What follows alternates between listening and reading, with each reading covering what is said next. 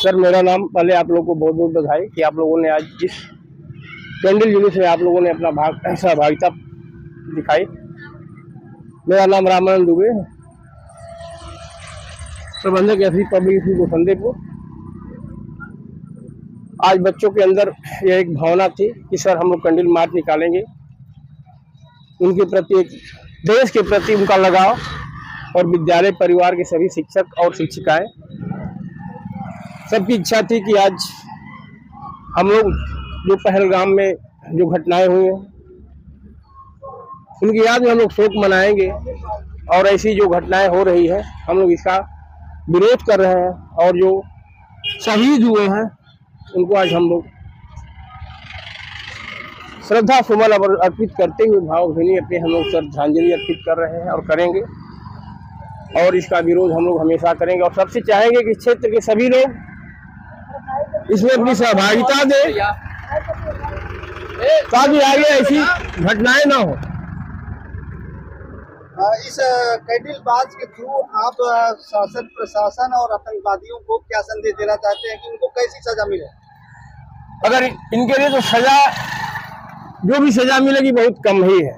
ऐसे दुर्दांत और इस घिनौने कार्य के लिए अगर देखा जाए तो कोई सजा हमारे समय से तो बहुत कम ही है जो कि इनको दिया जाए। अगर ऐसे लोगों को अगर सार्वजनिक रोड पर खड़ा करा करके ऐसे लोगों को अंग भंग करके छोड़ दिया जाता कि तड़प करके मरे, गोली मारने से कुछ नहीं होगा। ऐसे लोगों को पकड़ करके अंग भंग करके इनको तड़पा तड़पा कर मारा जाए। जिस तरह से ये लोग निर्दोष लोगों को तड़पा तड़पा करके मारे हैं।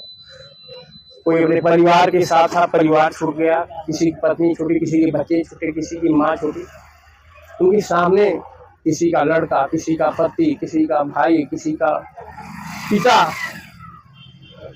आंखों के सामने से गुजर रहा है, गुजर चुका, और उनके ऊपर क्या बीतती होगी। तो अगर वैसे ही लोगों को सजा अगर दी जाता कि सभी आम जनता देखे और सुने कि तड़प तड़प के कैसे मौत होती है। और मामले में सरकार को क्या स्टेप लेना चाहिए?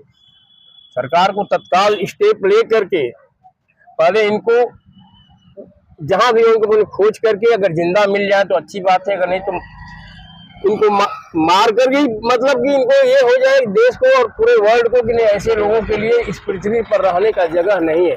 और यह पूरे एक देश का नहीं, यह एक मानवता के ऊपर बहुत बड़ा एक प्रहार है। क्योंकि मानवता एक ऐसी होती है, वह धर्म, जाति और मजहब नहीं देखती है। मानवता की हत्या नहीं होनी चाहिए, और यह मानवता की हत्या हुई है। एक लड़ाई झगड़ा होता है जमीन के लिए होता है तो उसे अच्छा लगता है, मान मर्यादा इज्जत के लिए होता है। वो हत्याएं होती हैं तो उसमें अलग बात होती है, मरिया निहत्थे लोगों के ऊपर और मर्यादा के खिलाफ और मानवता के खिलाफ ये अत्याचार हुआ है और ये हत्याएं की गई हैं। इसका विरोध विश्व स्तर पर सबको करना चाहिए, क्योंकि आज इंडिया के साथ ही कभी किसी और, क्योंकि पूरा विश्व आतंक से त्रस्त है, और पूरे विश्व को इसके ऊपर एक साथ एकजुट होकर के लड़ाई लड़नी चाहिए कि आतंकवाद को पूरे विश्व से खत्म किया जाए और हर जगह अमन चमन एक मानवता कायम हो, तभी हर देश का विकास होगा और शांति कायम होगी।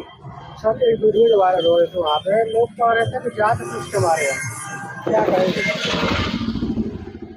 अब ऐसे लोग जो जात पूछ करके बोल रहे हैं तो एक तरह से एक धर्म और अपने को वो ये शो करना चाहते हैं कि हम 63 ट्रक वाले को बोलिए स्लो होके जाए, कि हम जो है धीरे धीरे धीरे धीरे एक धर्म विशेष